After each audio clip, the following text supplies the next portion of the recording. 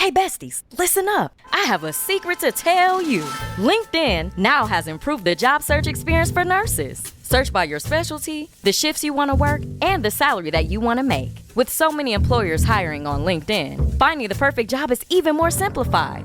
So don't spend months searching. Go to linkedin.com/nurses and find out why in the past year, more than 1.5 million nurses have used LinkedIn to search for their next role. That's linkedin.com/nurses. We off? 30 seconds of carefree bliss. Oof, like wind in your hair carefree. Oh, like using Clorox Disinfecting All-Purpose Cleaner in the home carefree. Yes! Like dog slobbing on the coffee table and cleaning it with Clorox Carefree? He's on a roll now. Spit toothpaste on the faucet? You got it. You got it. Peanut butter on the light switch. Oh, spritz, spritz. Spritz, spritz. Clorox, man. Clean feels good. Okay, we're back. Use as directed. Military murder is an independent project and is not endorsed by the Department of Defense or any military component. The views expressed are those of the host. The content of this podcast is not meant to be legal or medical advice. Warning, this episode contains graphic details of murder and is not suitable for young listeners. Listener discretion is advised.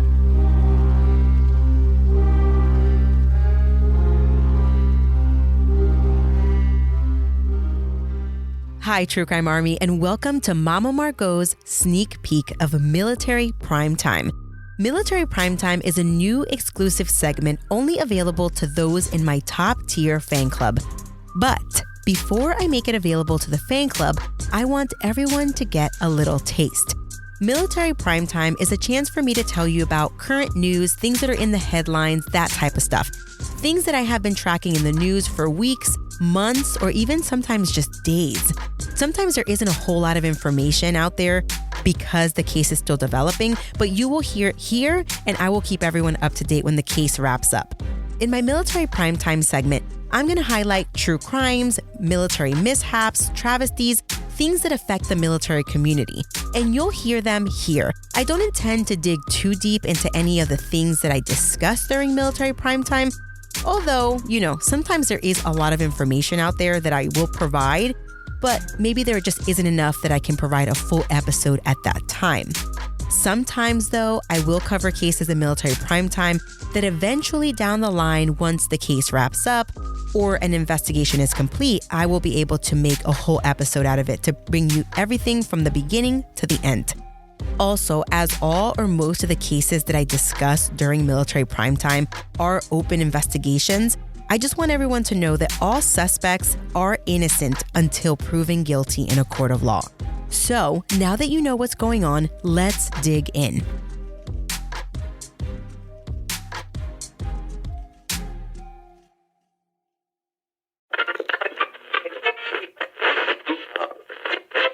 A Fort Hood soldier accused of running a prostitution ring appeared in military court today. The United States military reportedly investigating whether 2 Navy SEALs were involved in the death of an Army Green Beret in Mali. Learning new details about what could be one of the deadliest Marine training accidents in U.S. history. Everyone is tracking the craziness at Fort Hood. At least I know my listeners are. Well, it's not just mysterious disappearances and murder going on down there. Prostitution rings seem to be all the rage in Killeen, Texas, and Fort Hood soldiers are not immune to getting caught up in that mess. Earlier this year, there was a prostitution sting where 6 Fort Hood soldiers were busted for attempting to exchange money for sex. According to reporting by Celeste Humard of 6 News, the Temple Police Department and Bell County Sheriff's Department held a 2-day sting operation on March 13th and 14th, right before the world practically shut down due to COVID-19. The sting operation was put in place to catch sex trafficking, pimps, and prostitution rings. Well, the sting worked, and 14 people were busted, 6 of them soldiers. The sting operation was set up where these individuals agreed to meet to have sex in exchange for money or other goods, sometimes drugs, sometimes something else. When the people showed up for sex, boom, they were arrested. After the arrest, Sergeant Michael Bolton from the Temple PD Violent Crime Enforcement Squad made a formal statement. He said, quote, This operation hopefully sends a message that these acts will not be tolerated in our city and our county. Temple PD will continue to vigilantly fight against sex trafficking while protecting those who are victimized by this industry, end quote. During the sting, police discovered 11 likely victims of sex trafficking who were provided the necessary resources. But although we would hope that this sting operation or sting operations just like this that are very public and embarrassing would be a cautionary tale to those out there thinking about engaging in prostitution, I had been tracking the above prostitution ring that happened in March, but imagine my shock. I'm not sure why I'm shocked anymore. When in August of this year, the New York Post reported that there was another sex ring in Killeen, Texas, and this time it involved 3 Fort Hood soldiers. Well, Rose Thayer of Stars and Stripes reported that Killeen's Special Victims Unit partnered with the Texas Department of Public Safety Human Trafficking Program to, quote, locate and arrest subjects who were willing to make overt efforts to pay minors to engage in sexual acts, end quote. I mean, they were going to create this real life To Catch a Predator scenario where they snagged up any predator who went to meet potential underage girls for sex. Now, if you haven't seen that show To Catch a Predator, you should give it a try. To be honest, I can only watch like 1, maybe 1.5 episodes because it actually just gets too slimy and gross for me. These are grown men who think that they're going to be meeting with young women, young girls, not young women, young girls for sex, and then they're met by a detective. It's gross. Anyway, this sting operation that just occurred was set up online. Undercover agents, they would set up these fake profiles pretending to be young girls, and then they just sat and waited to see who took the bait. Well, the officers were on an unspecified social media network pretending to be females between the ages of 15 and 16 years old. Well, of course, 3 soldiers took the bait and showed up to an unspecified location to pay a young girl for sex. But when they walked in, instead of a young girl, they were greeted by police and taken into custody. 9 suspects were arrested, and 3 of the 9 were Army soldiers. They were 25-year-old Specialist Anthony Xavier Antoine, a motor transport operator with the 4th Squadron, 3rd Cavalry Regiment, 30-year-old Private First Class Timmy Jones Jr., a combat engineer with the 87th Engineer Battalion, 36th Engineer Brigade, and those 2 soldiers were stationed at Fort Hood. And 32-year-old Staff Sergeant Pierre Jean, a combat medic, was assigned to the Army Medical Center of Excellence at Joint Base San Antonio, Fort Sam Houston. Antoine and Jones were charged with felony prostitution under the age of 18, and Jean was charged with a Class A misdemeanor for prostitution. And wait, these are just the 2 prostitution rings discovered this year. This happens every year. Let me take you back to 2014, when Sergeant First Class Gregory McQueen, who was stationed at Fort Hood, was assigned to the U.S. Army Sexual Harassment, Sexual Assault Response and Prevention Units as a victim advocate. In the role of victim advocate, McQueen was tasked with providing victims of sexual harassment and sexual assault with a helping hand. He'd help them through any court-martial or administrative process that they were going through. He would discuss reporting options, those types of things. Well, after being busted for running his very own prostitution ring on post, the Army brought charges against McQueen. In 2015, McQueen pled guilty and was ultimately sentenced to reduction to the lowest enlisted grade, 2 years in jail, and he was given a dishonorable discharge. During his court-martial, according to Army Times, McQueen told the judge that he recruited 3 cash-strapped female soldiers by telling them that they would make loads of money by working with him. He organized swinger parties and stripper parties, and the females thought the extra money could be sufficient to make ends meet. The specific charges against McQueen were attempted pandering, conspiracy to solicit prostitution, failure to obey a lawful order, cruelty and maltreatment, adultery, and assault consummated by battery. The Daily Beast has a pretty shocking rundown of how McQueen did what he did, but suffice it to say that McQueen was a wolf in sheep's clothing. He was a victim advocate, he held the rank of first sergeant, and he even played the saxophone in a gospel band. Shocking. Well, after McQueen, 2 years later in 2017, 25 ABC reported that 20 men were arrested during a prostitution sting in Bell County. 11 of the men were, you guessed it, Fort Hood soldiers. After their arrest, the Army made a statement addressing the issue. They said, quote, allegations such as these are taken seriously as they run counter to Army values. As always, we are supportive of local authorities and will continue to cooperate fully. Fort Hood will refrain from commenting further given that this is an ongoing investigation. End quote. The ranks of the men involved spanned from private first class to major. I could go on and on and on about prostitution rings, but you know what? Let's move on. Right now, you are listening to my new exclusive segment of Military Murder called Military Primetime. Going forward, this segment will only be available to my fan club members in the top 2 tiers. You have all been clamoring for months now that you want more content, and that's why I created a Patreon account. It's a place where you can get more military murder stories while also supporting your favorite indie podcaster. For the price of a cup of coffee, you get 1 full bonus episode a month and access to the exclusive fan club Facebook page. Yep, and guess what? Once we hit 100 patrons, I am hosting the first virtual happy hour of many to come. Right now, I'm also offering quarterly mini episodes and military primetime episodes with an eye towards making that a monthly thing. I just want you to know there is a tier for everyone, and all of the tiers come with some snazzy names like the dotted line or boot camp and even retirement. Head on over to patreon.com/militarymurder to see all of the perks of joining the fan club.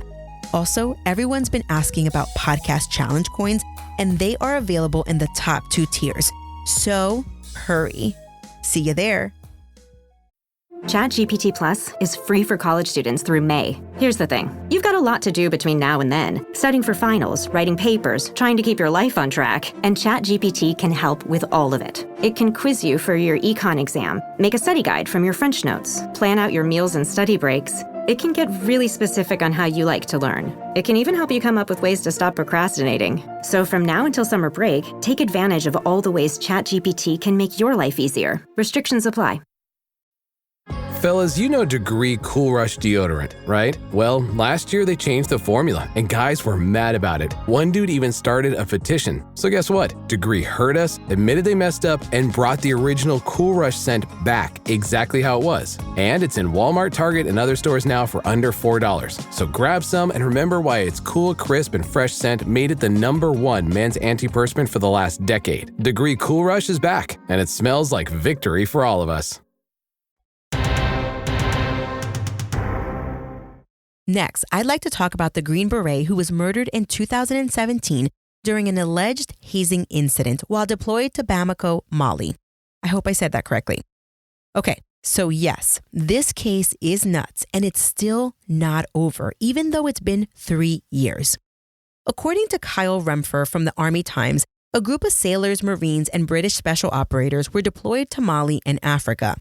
On June 4th, 2017, a group of highly trained military men, including SEAL Team 6 members Chief Petty Officer Adam Matthews and Petty Officer Tony Dedolph, and Marine Raiders Staff Sergeant Kevin Maxwell Jr. and Gunnery Sergeant Mario Madera Rodriguez, and an unnamed British special operator, decided that they wanted to haze 34-year-old Staff Sergeant Logan Melgar. Logan was a Green Beret assigned to the 3rd Special Forces Group, and he was deployed out of Fort Bragg, North Carolina. Logan and the SEALs were roommates, and the Marines lived in a house a few blocks away. The Washington Post reported that leading up to the hazing discussions, Logan and the Navy SEALs in the house, they didn't get along very well. It seemed that they had disagreements about how they were handling their business and how they were conducting the mission. In fact, Logan had written home to his wife that he hated his roommates, but he didn't want to elaborate any and promised that he would tell her everything when he returned home. Well, Logan would never get a chance to tell his wife what was going on because on June 4th, things took a turn for the worst. According to Matthews, one of the Navy SEAL hazers, on this night, the group felt that Logan had snubbed them when he was on his way to a party at the French embassy. Logan allegedly saw the guys stuck in traffic but didn't stop to pick them up. They apparently thought Logan had a stick up his bottom and they wanted to embarrass him. So, after the group had been out throwing back some beers and whiskey at the Appaloosa bar and a nightclub called By Blows, they concocted a plan. Initially, it was a ha, we should haze the crap out of that douchebag. Ha. Yeah, if we did it, this is how we would do it. But as the drinks flowed, the plan turned from a haha, let's do this to yeah, we're going to do this. The plan was to break into Logan's room while he was sleeping, grab him, duct tape him, and video the entire incident to embarrass Logan. Before going through with the plan, the men woke up their team lead to ask for permission to haze Logan. The team lead, a sergeant first class, likely didn't realize what they were asking. He said yes, and then he went back to bed. But the green light was all the men needed to go through with their plan. Well, at about 5 a.m., this group of heavily trained men broke down Logan's room using a sledgehammer. One of the men later stated that they didn't really need the sledgehammer to get into Logan's room, but they used it to scare/surprise him. Anyway, once they gained entry, Navy SEAL Tony Didolph, who by the way is a former professional mixed martial artist, he placed Logan in a blood choke to keep him from moving and flailing about.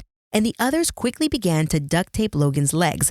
According to Kate Andrews from the New York Times, once Logan was placed in a blood choke, Logan passed out at least once.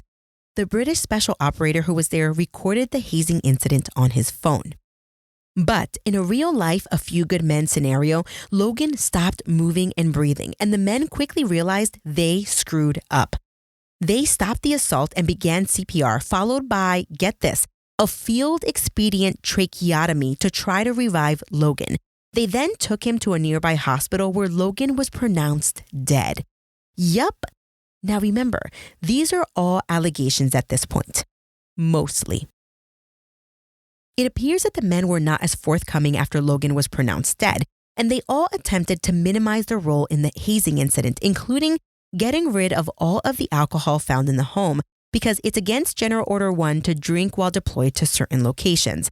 Additionally, they attempted to coach each other and coach potential witnesses. They initially reported that they were all just wrestling and playing around and that Logan was extremely drunk. But this story didn't add up, as according to the Daily Beast, Logan's autopsy revealed there were no drugs or alcohol in Logan's system. As I mentioned, the reports weren't adding up. Something seemed fishy, and leadership knew they had to gain control of the situation before things got out of hand. So, an investigation ensued. Eventually, some things came to light, and the 2 Navy SEALs and 2 Marine Raiders were charged in connection with Logan's death. In May of 2019, Navy SEAL Adam Matthews pled guilty to conspiracy to commit assault, unlawful entry, hazing, obstruction of justice, and assault consummated by battery. As part of a plea agreement, his case was referred to a special court-martial, which is equivalent to a misdemeanor court, because the maximum sentence allowed at a court-martial is 1 year of confinement and a bad conduct discharge. During the sentencing hearing, Matthews made a statement where he indicated that this entire thing was his fault, and he humbly accepted whatever punishment was given. Matthews was sentenced to 1 year in jail and a bad conduct discharge from the Navy. A month later, Marine Staff Sergeant Kevin Maxwell Jr. pled guilty to negligent homicide, hazing, and making false official statements. However, in addition to the above facts discovered during Matthews' trial, part of the stipulation of facts in Maxwell's case made a shocking disclosure. According to Dan Lamoth from the Washington Post, Maxwell indicated that part of the men's hazing plan included sexually assaulting Logan while recording it. Dan Lamoth said the Washington Post obtained a copy of the stipulation of fact and verified the information about the sexual assault plan with 2 sources. However, I will highlight that the sexual assault scheme is disputed by others. Maxwell did not have the protection of a special court-martial. Instead, his case was heard at a general court-martial, which is a felony-level court, and he was sentenced to 4 years in confinement and a bad conduct discharge. Navy Sailor Didolph, the one alleged to have placed Logan in a chokehold, and Gunnery Sergeant Madera Rodriguez were both charged with felony murder, involuntary manslaughter, obstruction of justice, hazing, and burglary. As of this recording, they are still awaiting their court-martial trials. However, Tony Dadov pled not guilty in January of 2020. Although his motion to dismiss the felony murder charge was denied, the Washington Examiner reported that the military judge did order the Navy to hire a forensic pathologist, a DNA analyst, and a crime scene expert. This was a defense success because their request for those experts had been previously denied. In addition to pleading not guilty, Tony requested that his jury be made up of both officer and enlisted members.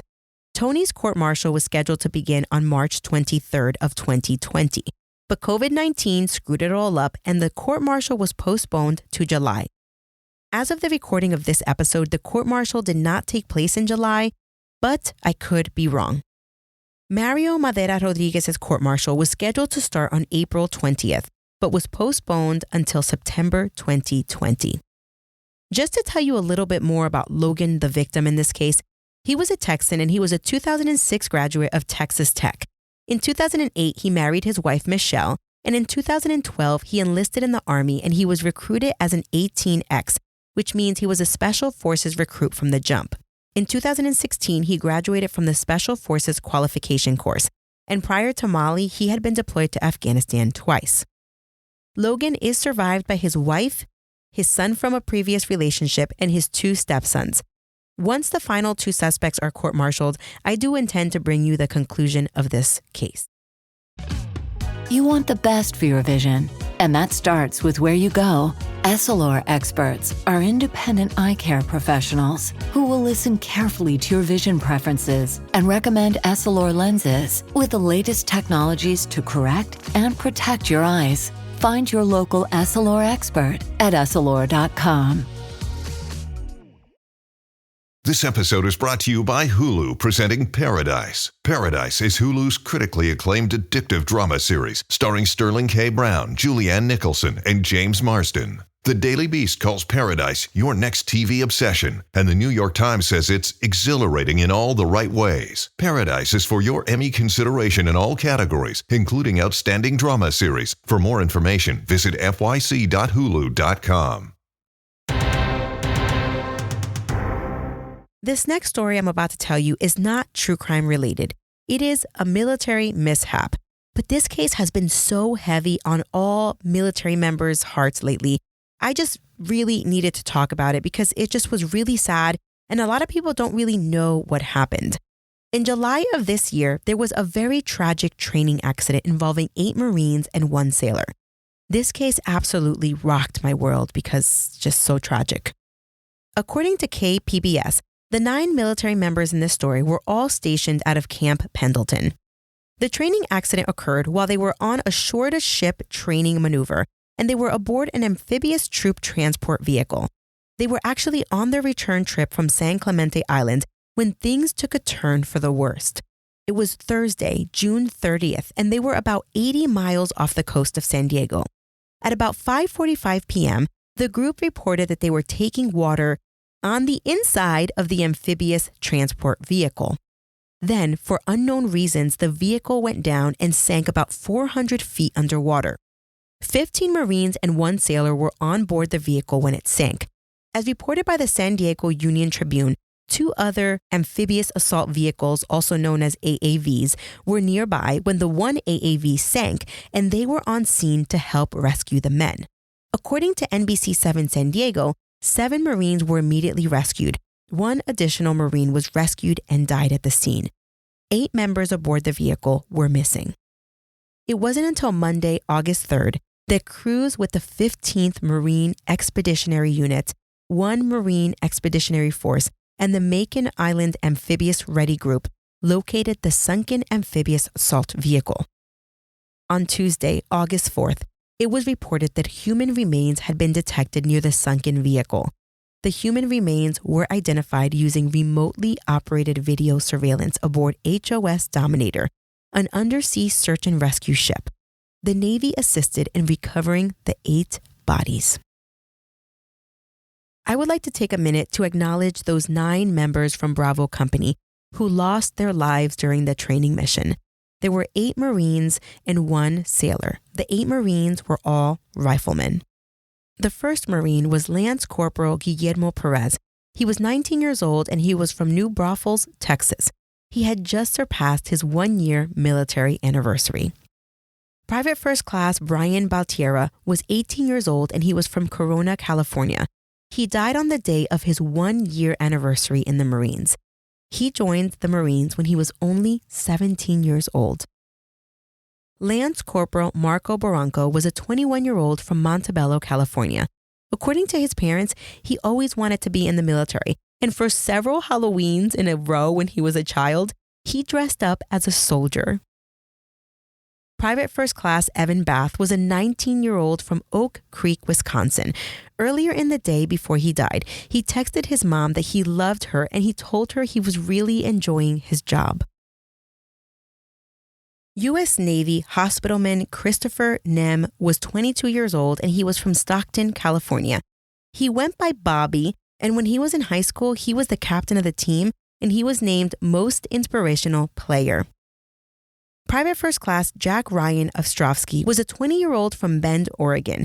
He loved to go on hikes, and last year on Memorial Day, he independently did a rucksack hike in memory of the fallen veterans. His friend is trying to get a hiking trail named after him. Corporal Wesley Rod was 23 years old from Harris, Texas. He was the oldest in the bunch, and he had recently become a father. Lance Corporal Chase Sweetwood was 18 years old from Portland, Oregon. He died the day before his 19th birthday. He was the oldest of 5 kids. Corporal Cesar Villanueva was a 21-year-old from Riverside, California. He always wanted to be a Marine, and he had recently been married and hoped to start a family soon. So, of course, True Crime Army, as I was researching this case, the fact that half of the men on this mission died, in what should have been a pretty simple training mission, got me thinking, what is an amphibious vehicle, and has this happened before? Thankfully, I didn't have to look far because NBC7 San Diego had the answers. An amphibious assault vehicle is used to transport troops and their equipment from Navy ships to land. They are nicknamed Amtraks because they were originally called amphibious tractors.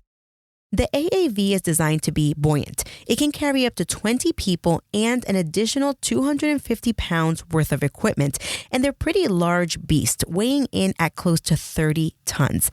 They are equipped with machine guns and grenade launchers. When they're not in the water, they basically just look like shore tanks.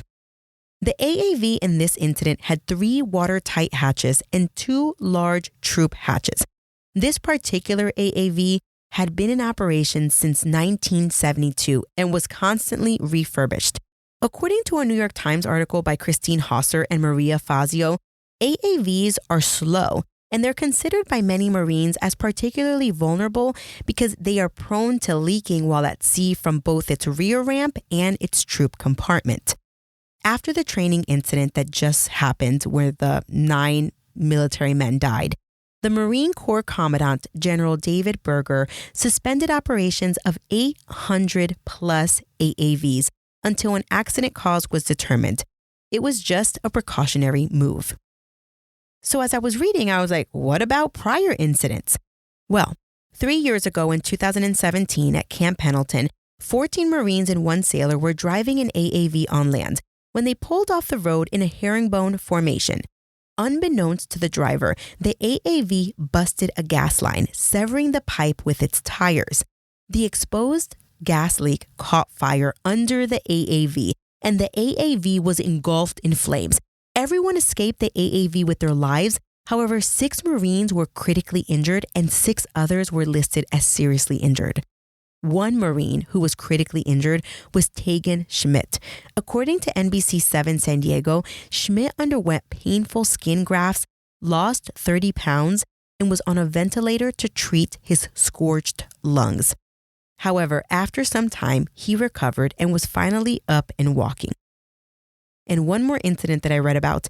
In 2011, 6 Marines were inside an AAV when it sank during a training incident, kind of just like the one that just happened. But that incident happened in Oceanside Harbor. In that incident, 1 Marine died.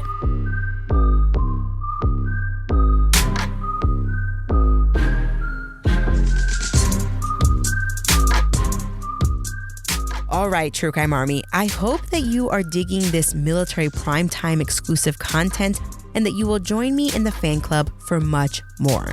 There are so many cases that I'm tracking right now. Literally, there are about 45 pages open in my browser on my cell phone.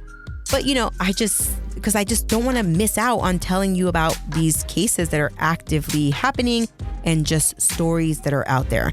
But today, I am going to leave you with these 3. And I've been tracking these for the first one for quite a bit of time, and then this most recent one when it happened just in July. All right, this episode was made possible by producers Z, Deb P, and Falcon 13. Thank you all so much for continuing to support the show, even though I took a little bit of a break. So that's why I say you absolutely rock. Thank you so much. As always, this show is created by Mama Margot Productions, and the music was created by Tyops. As this episode of Military Primetime reveals, life is short. Evil is out there, pranks can turn sour real quick, paying for sex is always illegal, and tragic accidents happen. So tonight, hug your loved ones a little tighter and always be aware of your surroundings. Until next time, remember, you have a fabulous week, and I'll keep digging to bring you more Military Primetime in the fan club. Shh, Mom's working on our podcast.